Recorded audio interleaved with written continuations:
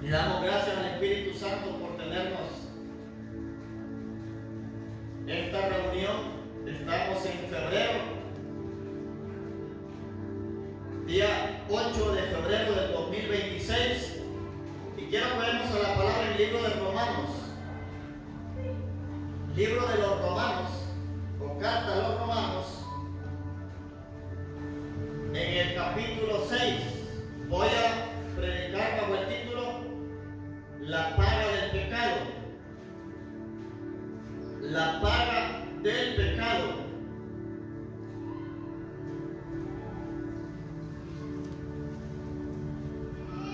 Y la palabra del Señor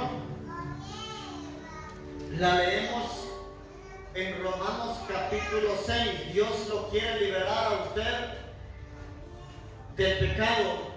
El pecado trae muerte, trae condenación, el pecado trae destrucción. Mucha gente hoy está queriendo una oportunidad. ¿Por qué? Porque prefirieron las cosas del mundo que las cosas de Dios. En el día de hoy, la gente prefiere el pecado que la santidad. Dentro de la iglesia se mueve el pecado muchas veces, aunque se predique de santidad. Creo que la gente debe de aprender a vivir en el Espíritu para contrarrestar toda influencia de pecado que nos aparte de Dios. Vamos al verso 23, Romanos 6, 23. Dice el apóstol Pablo a la iglesia: porque la paga del pecado es muerte, mas la dádiva de Dios es vida eterna en Cristo Jesús, Señor nuestro. Entonces hoy vamos a hablar acerca de la paga del pecado. ¿Qué significa una paga? Significa una recompensa. De ahí equivale la ley de la siembra y la cosecha. O sea, todo lo que usted haga va a tener una reacción. Si usted se santifica, va a haber algo en su vida, en su cuerpo, en su mente. Pero si usted peca, también va a haber algo en su cuerpo y va a haber algo en su mente. Entonces lo que Dios quiere es que comencemos a sembrar cosas buenas para que cosechemos cosas buenas. Que comencemos a cultivar las palabras de Dios para que recibamos cosecha en la palabra de Dios. Mucha gente se perdió en las cosas del mundo, en los vicios, en las drogas. Ahora, ¿por qué? Porque fueron arrastrados por el pecado. Cuando Dios le habla a usted, tiene que ser arrastrado por las cosas espirituales. Dios siempre va a confrontar el pecado. Ahora la pregunta es: ¿por qué muchas veces los profetas profetizan bendición?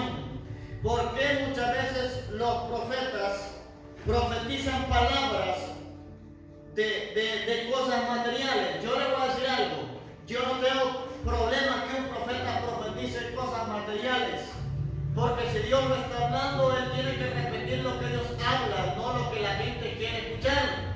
Porque mucha gente dice: ¿por qué no confronta el pecado? Si el profeta no se le ha revelado el pecado de alguien, no lo va a declarar y no va a andar inventando. Pero ahora la pregunta es, que muchos se hacen: ¿por qué muchas veces vienen y gente de pecado se le profetiza casa, se le profetiza carro o se le profetiza ministerio? ¿Saben por qué? Porque Dios en su misericordia, lo que Dios quiere es que la persona, ella sola, se arrepienta y se reconcilie con Él. Porque Dios siempre es bueno y va a ser dadivoso. Él le va a dar cosas materiales. Si la gente trabaja, Dios lo va a prosperar.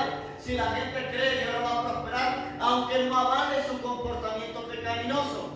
Pero viene un tiempo que la persona repite el pecado y repite el pecado, que va a haber un tiempo donde Dios lo va a confrontar, ya sea por un profeta, ya sea por la palabra predicada o por cualquier medio que Él quiera hacerlo. O sea, y si Dios no le habla, la persona tiene un espíritu que sabe lo que es bueno y lo que es malo, y de repente a la larga el pecado va a salir a luz. O sea, el pecado siempre de una u otra manera saldrá a luz. Por eso mucha gente hicieron le creo a los profetas que no profetizan el pecado. Pero ahora, la otra pregunta es: ¿por qué usted quiere que le anden sacando los pecados a la gente? ¿Por amor a su o solamente por chisme, o solamente porque quiere que la gente quede vergüenza. Y una cosa le voy a decir algo: Dios jamás va a avergonzar a alguien.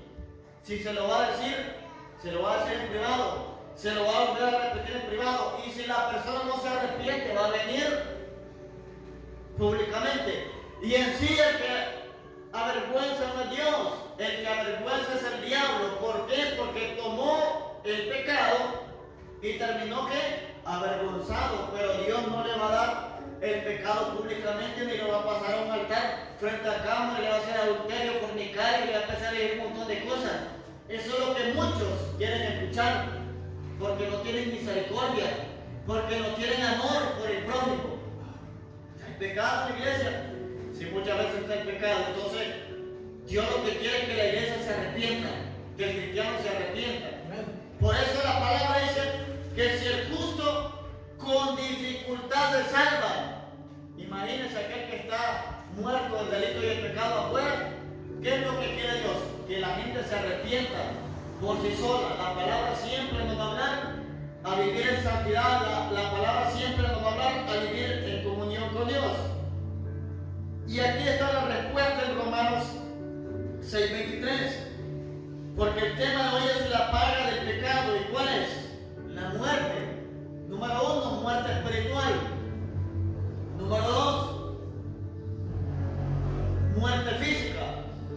Y número 3, muerte eterna. Hay 3 tipos de muerte.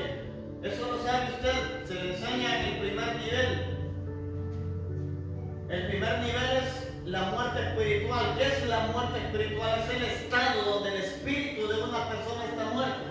Si nunca ha aceptado a Jesús en el corazón, ese espíritu está muerto. El alma está viva, el cuerpo está vivo, pero el espíritu está muerto. Dios o el Espíritu Santo no vive en él. Número 2, muerte física. Hay tipos de pecado que lo llevan a la muerte física. Hombres tuvieron una relación de pareja con una persona casada. Muchas veces el esposo de esa persona llega y lo asesina. Otro se fue a meter a una cantina a tomar, hubo un pleito ahí, lo mataron. Otro agarró su carro y empezó a conducir a máxima velocidad. ¿Qué sucedió? Se dio vuelta. Tal vez no chocó con otro carro, pero se dio vuelta. Entonces, el pecado lo puede llevar a usted muchas veces a la muerte física. Y el tercer nivel es la muerte eterna. ¿Cuándo es la muerte eterna? La muerte eterna la recibirá todo aquel que le dio la espalda a Dios en vida. Todo aquel que será echado al lago de fuego, que su nombre no está inscrito en el libro de la vida. Se llama muerte eterna. Los justos irán para vida eterna. Los que no se arrepintieron irán para una muerte eterna. Y la palabra aquí se lo dice: porque la paga del pecado es muerte, mas la dádiva, o sea, el regalo de Dios, es vida eterna. O sea, si Dios da vida eterna, entonces el pecado da muerte eterna. Pero aquí habla claro: la vida eterna es en Cristo Jesús. Y le habla al pueblo de los romanos. Hoy le habla el apóstol Pablo a la iglesia. Fueron letras escritas de alguien que ya está en la presencia del Señor, pero que fue inspirado por el Espíritu Santo. Y hasta el día de hoy este mensaje le va a ayudar a usted. Este mensaje me va a ayudar a mí. Ahora, ¿para qué? Para vivir diferente, para caminar diferente y para recibir a Jesús en mi corazón. Dice: vida eterna en Cristo Jesús. Pero el apóstol dice: Señor nuestro. Ahora, Jesús es mi Señor y va a estar conmigo, va a estar con usted, va a estar con nosotros cuando todos los días de nuestra vida. Entonces, el Señor nuestro es Jesucristo. En Él tenemos vida eterna. Pero el apóstol no solamente le habla a aquellas personas que ya se arrepintieron de sus pecados, también le habla a aquellas personas que necesitan de Dios. Toda persona está necesitada de Dios. Vamos a Romanos capítulo 3. Romanos capítulo 3, verso 23. Leímos Romanos 6, 23.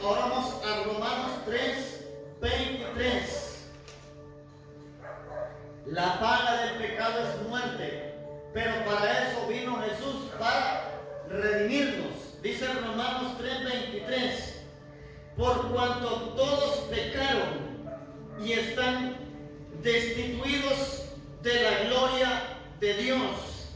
Entonces, fuimos separados de la presencia de Dios, pero con Jesús nos volvemos a conectar a su presencia. Y dice el 24, siendo justificados, dice, gratuitamente, gratis, por su gracia, mediante la redención que es en Cristo Jesús. Entonces, ahora más adelante el apóstol dice, a quien Dios puso como propiciación por medio de la fe en su sangre. Escuche, la fe en su sangre, en su sacrificio, para manifestar su justicia a causa de haber pasado por alto en su paciencia los pecados pasados. Aquí hablan los pecados pasados, con la mira de manifestar en este tiempo su justicia, a fin de que Él sea el justo y el que justifica al que es de la fe. Vuelve a repetir, en Jesús. O sea, solo en Jesús podemos tener libertad, solo en Jesús podemos tener salvación, solo en Jesús podemos tener vida eterna. Y Él mismo dijo, lejos de mí nada podéis hacer. Ahora, de nada sirve el éxito en la tierra y el fracaso en el cielo. ¿Cuál es el mayor fracaso en el cielo? Que nuestro nombre no esté inscrito en el libro de la vida, que nuestro nombre no esté allá en el libro de la vida, y que el día que yo esté cara a cara con Dios, mi nombre no esté ahí, mi nombre no se encuentre en ese libro. Por eso le digo yo, tome nota, escriba, anote. Si Dios, que sabe todo, tiene libros, o sea, no creo que usted sea más inteligente que Dios para que me anote, para que me escriba. Toda palabra profética que reciba, escríbala. Cada culto traiga su libreta y traiga su papel, escriba. Cada vez que haya un evento o algo que tenga que ver con Dios, escríbalo. En el cielo hay libros, hay uno que es el libro de la vida, hay otros libros que son el libro de las obras, que son las obras que nosotros hacemos, tanto buenas y como malas, que son las que a nosotros nos van a juzgar. Una vez estaba orando, yo le dije, ahí está el testimonio, en las redes sociales, ahí lo tengo escrito, cuando Dios me permitió ir al cielo, en el espíritu, no tuve un accidente y nada, tuve un éxtasis. Me permitió ir al cielo y yo miraba un cuarto donde había muchos archiveros. Y había muchas gavetas, y adentro de esas gavetas habían expedientes, habían libros. Y yo le pregunté a un ángel qué significaba esos archiveros y esos expedientes. Y me dijo el Espíritu Santo, cada expediente es de cada persona que vive en la tierra, y un día esos libros serán abiertos, a sus expedientes en el cielo. Señor, no me preocupa si usted no me obedece a mí, porque si no me obedece a mí, no obedece la palabra. El que obedece la palabra obedece a su guía. Entonces ahí está escrito lo bueno suyo y ahí está escrito lo malo suyo. Como en el centro de salud usted tiene un expediente, en la policía usted tiene un expediente, los antecedentes policiales. Si usted lo metieron preso alguna vez, ahí está su expediente. Pero si le dieron la carta de libertad, usted ya pagó su condena, usted es libre. Entonces, nosotros tenemos libertad en Cristo, nuestros pecados pasados que fueron borrados. La sangre nos limpió, la sangre nos libertó. La sangre, o sea, ya no me trae condenación, sino que me trajo libertad. Hay libertad en la sangre del Cordero. Entonces, mis obras deben ser buenas. ¿Qué va a estar anotado ahí? Va a estar anotado que es tu ofrenda que yo di. Escuche muy bien. Pero que mi corazón no estaba dada, fue porque la pidieron, porque el apóstol dijo, yo no quería, yo no tenía ni para comer. Va a estar el aseo cuando vino a hacer el templo y usted no quería venir a dar la gana. No, yo voy para que no estén hablando, eso va a estar anotado allá también. Pero eso no va a ser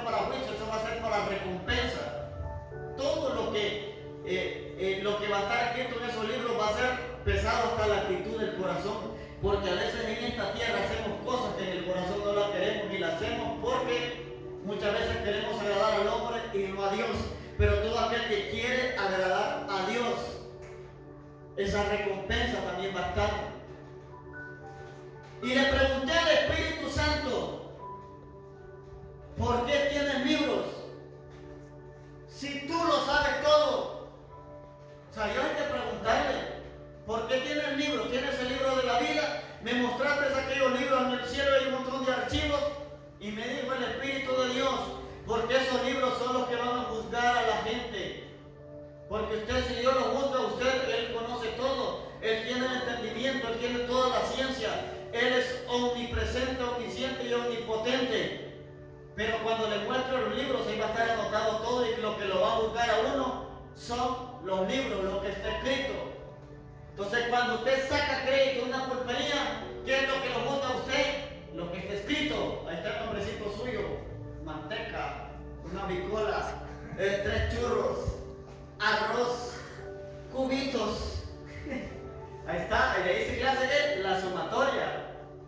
Y lo mismo si usted fue a sacar crédito a Electra, a Gallo Magallo o a cualquier empresa de crédito, ahí sale archivado en la computadora y durante no terminen de pagar, ahí van a estar las llamadas, ahí van a estar las motos de los cobradores al frente de su casa, ahí le van a decir, mire, usted se lleva 3 cuotas atrasadas, ahí va a estar, pero cuando usted cancela la última cuota, no lo van a volver a buscar jamás. Y si lo vuelven a buscar es para volverse a sacar en otro crédito. Pero no, o sea, el diablo no lo puede condenar de lo que ya fue cancelado en la cruz. El diablo no lo puede condenar de lo que ya fue pagado en la cruz.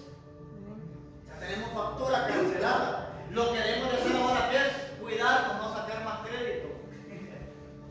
No endeudarnos más. Porque aunque andemos en Cristo, el diablo quiere que nos endeudemos y que vivamos en pecado y que no nos arrepintamos rápidamente. ¿Por qué? Porque Él quiere nuestra alma. Él quiere tenernos atados, Él quiere tenernos ahí. ¿Y sabe lo que dicen las compañías de crédito a usted? Mire que usted ha sido fiel. Ya sacó la moto, ya la pagó, mire, ahora puede llevar cama, puede llevar un ropero, puede llevar otra moto, puede llevar esto, y le meten 5 cosas. Y si uno es inteligente, uno se alegra y lleva todo, y ya ve el carrito. Usted no ocupa carro, ahí mismo, los mismos de la empresa le llevan las cosas a su casa. Pero le voy a decir algo. Cuando las cosas son de Dios, usted duerme bien, de nada sirve ir a comprar una cama carísima y si es posible hasta ortopédica. Y después en esa cama no puede dormir porque no puede pagarla. Hay bastante pelado en la camita. Cuando las cosas vienen en su tiempo y el tiempo de Dios le abre las puertas, usted va a dormir tranquilamente, con reposo. Pero también no sea como el conformista, que prefiere dormir en el suelo y por no invertir. A veces hay que invertir, pero todo tiene que ver con la sabiduría del Señor. Entonces, no hay mejor deuda que haya sido pagada que han sido los pecados nuestros. Los pecados. O sea, Jesucristo pagó por el pecado de homosexualidad, de lesbianismo, de prostitución, de alcoholismo, de sicariato. O sea, Jesús fue llevado a la cruz por los sicarios, por los violadores, por los asesinos, por los ladrones, por los delincuentes. Él ya sufrió por usted, no se avergonzó de usted. ¿Por qué vamos a avergonzarnos nosotros de Él? A nosotros muchas veces nos da vergüenza lo de Dios. Nos da vergüenza pasar al altar cuando se llama a oración. Hablo cuando uno es nuevo creyente, todo le da pena. Hasta aplaudir le da pena a uno. Así está el brazo cruzado y todo el mundo aplaudiendo, pero en la fiesta uno está bailando. Viene que el estadio, qué bonito se escucha. A mí me gusta ir al estadio cuando tengo tiempo. Y si no tengo compromiso con Dios, porque mi compromiso primero es con Dios y después con usted. Ahí se brinca, ahí se canta, ahí se tocan instrumentos, se tocan trompetas, se tira papel. Y sabe lo que le digo yo al Señor: Señor, a mí me gustaría tener gente así en la iglesia. Gente que celebre el nombre de Dios, no a lo limpia, ni al Motagua, ni a la España, sino que gente Pero ¿sabe qué sucede? Yo he visto gente de la ultra, de la Remo, que cuando viene a Cristo todos pasivos.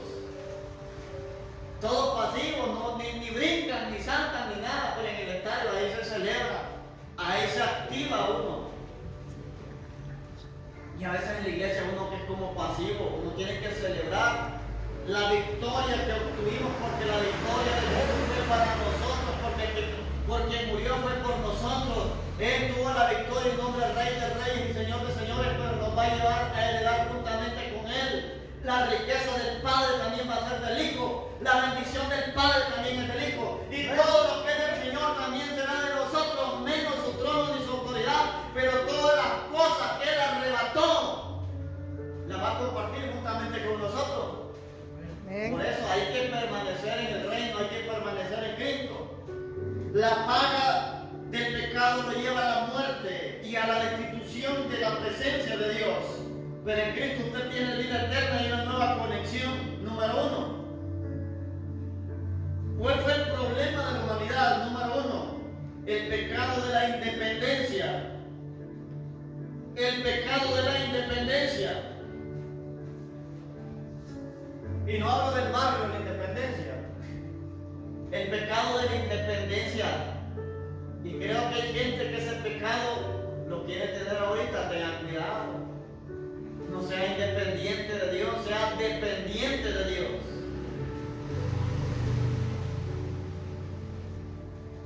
La gente independiente toma decisiones independientes. Ya no le ora, Señor, es tu voluntad que haga esto. Señor, es tu voluntad que haga lo que voy a hacer. Tiene que empezar a consultar a Dios si no quiere tener un pecado de independencia. Génesis 3. Vamos a Génesis 3.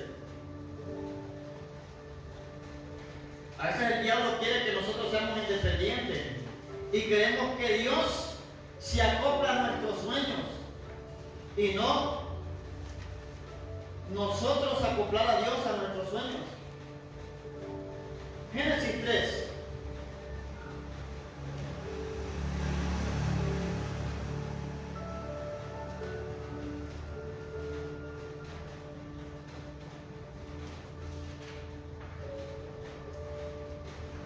Vamos a leer el versículo 5.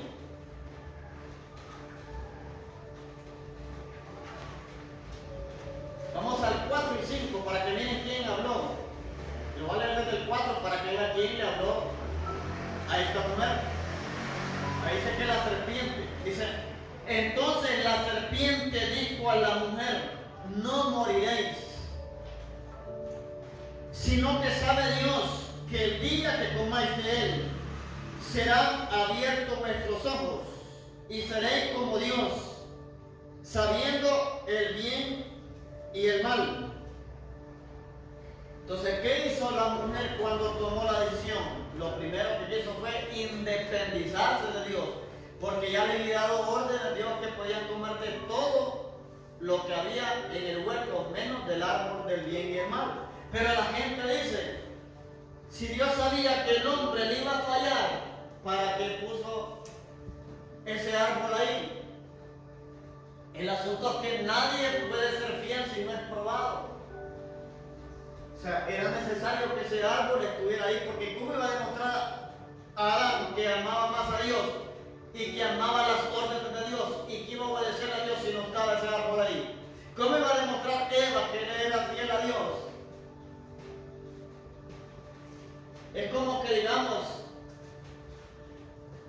que Adán podía ser fiel a Eva en su totalidad porque era la única mujer que había. Pues. Eva le iba a ser fiel a Adán, cualquier mujer va así, porque era el único hombre que había.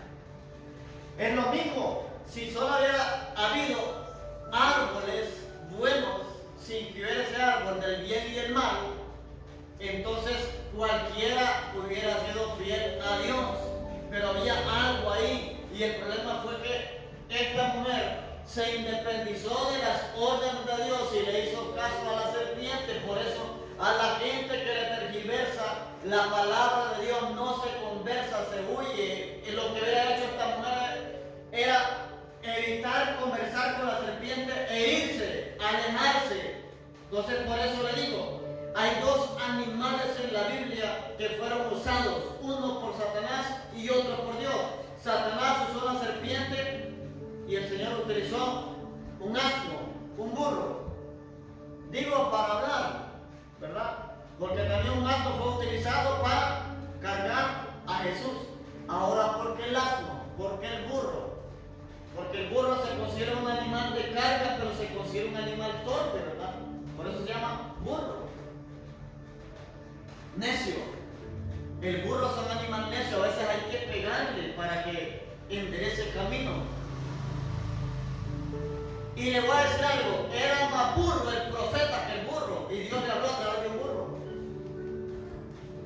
Por eso utilizó un burro, no porque iba encima de él, porque pudo haber ido en un caballo, pudo haber ido a pie, pero Dios le habló al profeta a través de un burro, porque el profeta estaba siendo más necio que por el mismo burro. ¿Y por qué Satanás agarró a la serpiente?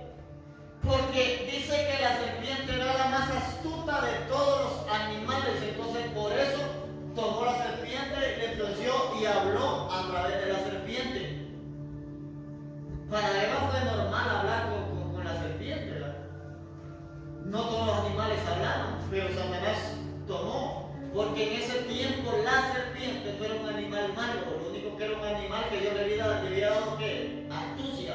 Cada animal tiene su característica buena y su característica ¿verdad? Sobresaliente. Entonces la serpiente era una astuta. Y Satanás por eso tomó la serpiente para hablarle y para engañar a esta mujer. Y le dijo que no iba a morir, sino que iban a ser como Dios. Conociendo el bien y conociendo el qué? El mal. Dios conoce el bien y conoce el mal, pero tiene dominio y es santo, 3 veces santo y no lo practica. El hombre solo conoció el pecado y hasta el día de hoy se practica el pecado hasta con la mente. Con solo desearle algo malo a alguien es pecado, con solo reírme de que alguien se cayó y la pequé. O sea, eso vino por la desobediencia de alguien. Reírme de que alguien tuvo un accidente, reírme de que alguien se cayó, reírme de que llega un familiar mío, se sienta en la silla, se quiebra y se da vuelta y en vez de darle la mano empieza a carcañarme. Pecado. Hasta en cosas pequeñas uno peca. Entonces esta mujer y este hombre se independizaron de Dios. Ahora, ¿qué sucedió en el pecado de la independencia? Número 1, este pecado vino por rebeldía. El hombre se rebeló contra Dios, se rebeló contra los mandamientos de Dios. Hombres deben de tomar la autoridad en el hogar. Dios le había dado unas directrices a Adán. Adán se la transmite a Eva. Eva platica con la serpiente y trae un mensaje diferente a Adán del que Dios le había dado, y por eso el hombre cae en pecado. Porque le hizo caso a la mujer antes que a Dios. O sea, usted escucha a Dios primero. Si su esposa le da un consejo, que no sea diferente a lo que Dios le ha hablado, que no lo desvíe, que no lo tergiverse, que no lo tire para otro lado, porque las consecuencias vienen para la mujer y las consecuencias vienen para el hombre. Hay que poner a Dios en primer lugar. La rebeldía hace que la gente se independice de Dios. Número 2, la insujeción. La insujeción, no querer someterme a Dios, no querer someterme a la voluntad de Dios. Mucha gente no quiere hacerle caso al Señor. ¿Cómo le hacemos caso a Dios? Conforme a lo que está escrito en su palabra. Número 2, la insujeción. Número 3, el libertinaje. Libertinaje es querer hacer lo que se le dé la gana. Usted puede hacer lo que quiera, lo que le dé la gana, pero de todas esas cosas Dios lo va a juzgar. Y vamos a Eclesiastés, ese no lo tengo aquí, pero se lo voy a regalar. Eclesiastés capítulo 11. Le voy a dar un versículo extra. Sobre todas esas cosas Dios lo va a juzgar. Lo que haga es que con Dios salimos perdiendo. Lo que usted haga y lo que no haga, Dios lo va a juzgar. Si Dios le pide hacer algo y no lo hace, lo va a juzgar. Si hace algo que es malo, Dios lo va a juzgar. Eclesiastés capítulo 11, ¿lo tienen?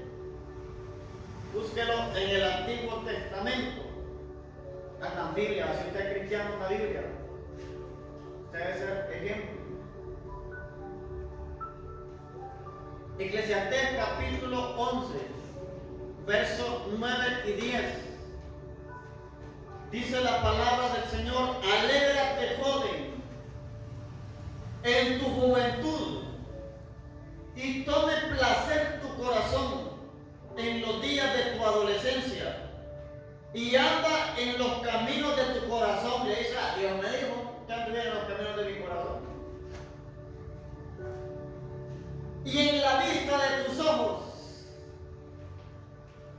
Pero sabe que sobre todas estas cosas, dice, te juzgará Dios. O sea, tener libre albedrío, andar donde tu corazón te diga y agarrar lo que tus ojos quieran. Pero de todas esas cosas Dios te va a juzgar.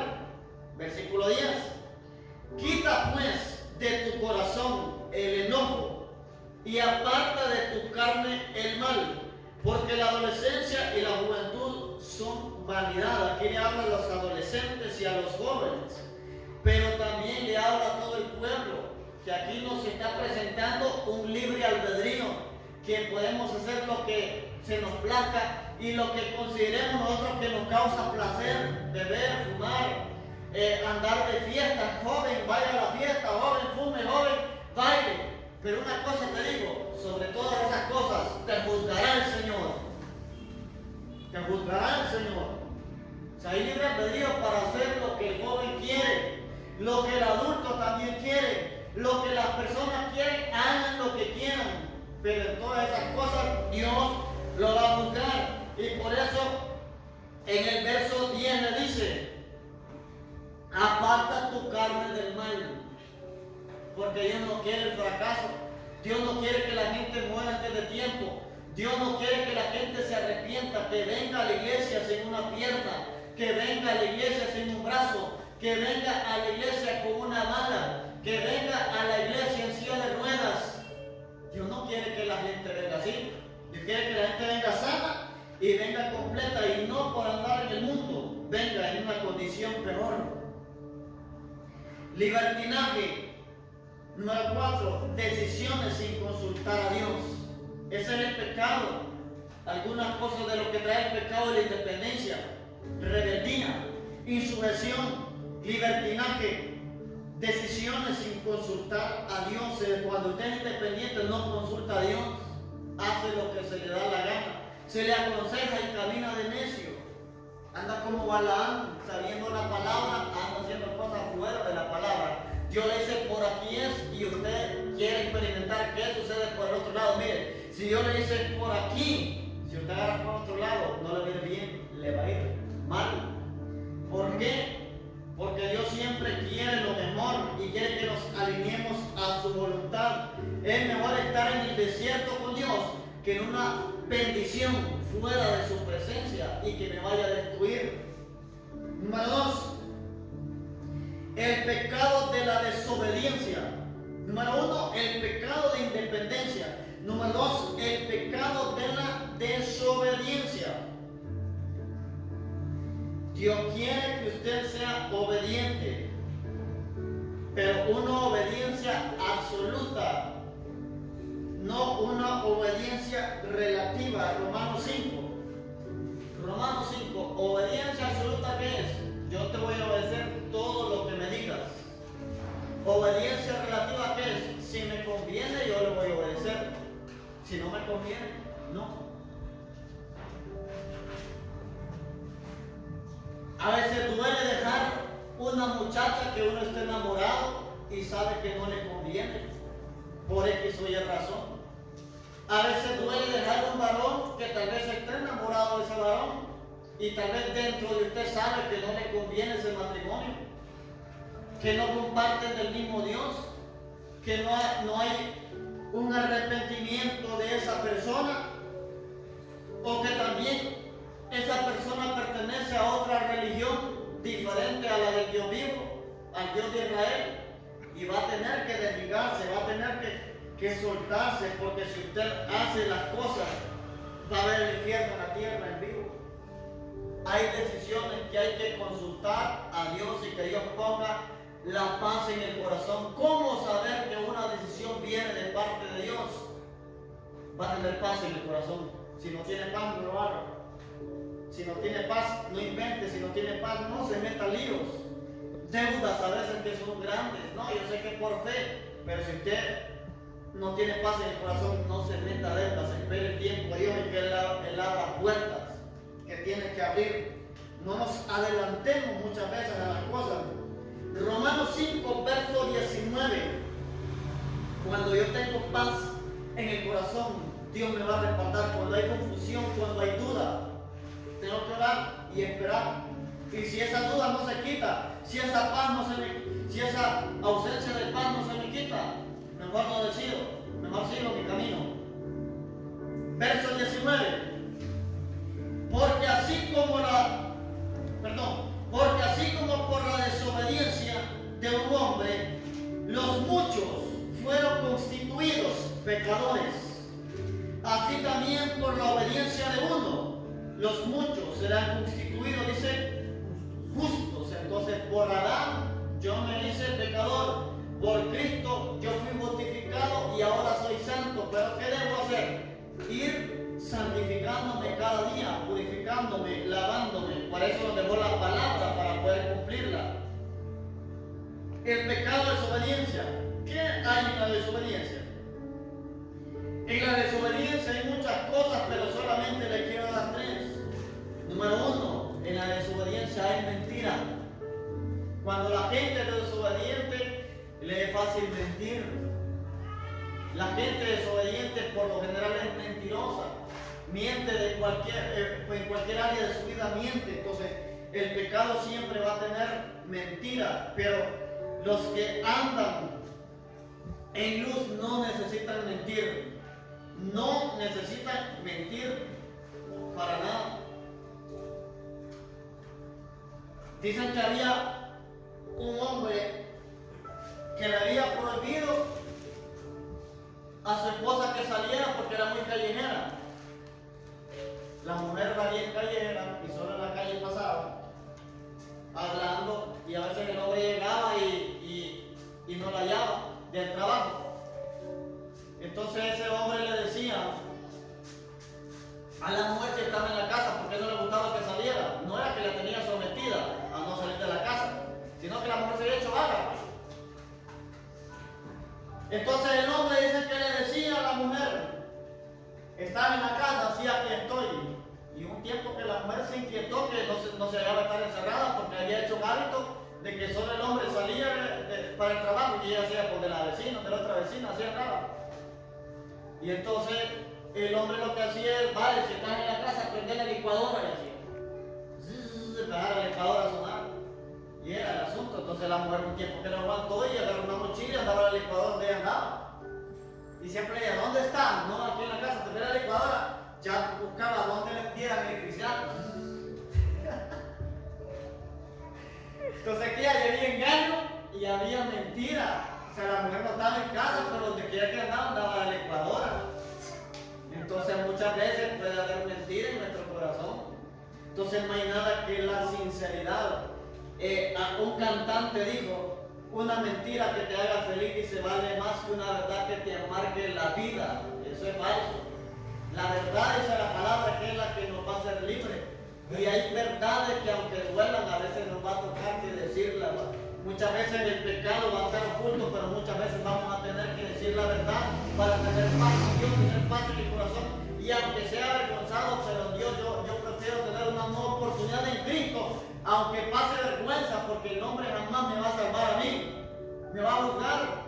Pero el que me juzga y tiene toda la potestad, prefirió perdonarme, prefirió salvarme. Entonces a usted nunca le dé vergüenza las cosas de Dios, porque Él jamás se avergonzó de usted. Número 2, engaño, mentira. El pecado de la desobediencia trae mentira y trae engaño. Sale con la licuadora, aprendió algo. Y número Número 3, trae desorden. La desobediencia trae desorden, porque solamente en Cristo estamos ordenados. Y el propósito de Dios es llegar a la estatura del varón perfecto, del Hijo de Dios. Número 3, el pecado del orgullo. El pecado del orgullo. Y le estoy hablando de la paga del pecado. Esto es lo que manifestó en Adán y Eva: independencia, desobediencia y orgullo. ¿Sabe qué le pasa al orgulloso? Que siente que no necesita de nadie. Ahora, ¿por qué el hombre no podía independizarse? Porque el hombre es creado, no es creador. Ahora, el hombre en su debilidad no podía lidiar con el mal, lo iba a practicar. Dios conoce el mal, pero no lo practica. Dios sabe lo que es malo, pero no lo hace. Dios aborrece la maldad, aborrece la injusticia y aborrece el pecado.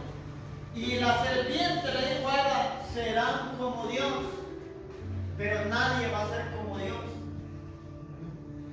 Ahora, ¿por qué? Porque no poseemos los atributos de Él: omnipresencia, omnisciencia y omnipotencia. Eso solamente lo poseerá Él por los siglos de los siglos.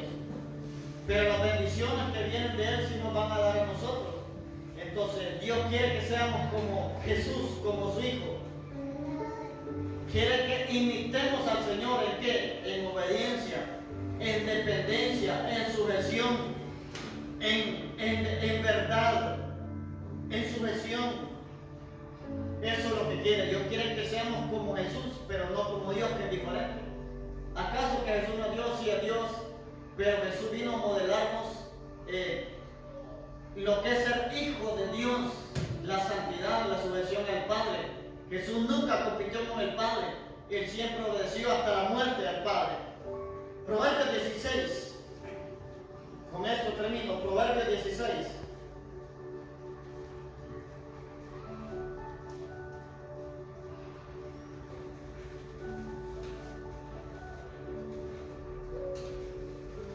En Cristo tenemos vida eterna, fuera de Él hay muerte eterna. Proverbios capítulo 16. El pecado de orgullo, son esas tres cosas que manifestaron Adán y Eva. Estas son cosas básicas. Porque si hablamos de los 5 pecados capitales, de ahí se derivan todos los pecados. De los 5 pecados capitales, de ahí se derivan los 5. Vienen a ser como las columnas del pecado, y de ahí se derivan todo tipo de pecado. Y si no me lo sabe, se lo voy a dar de tarea para que investigue.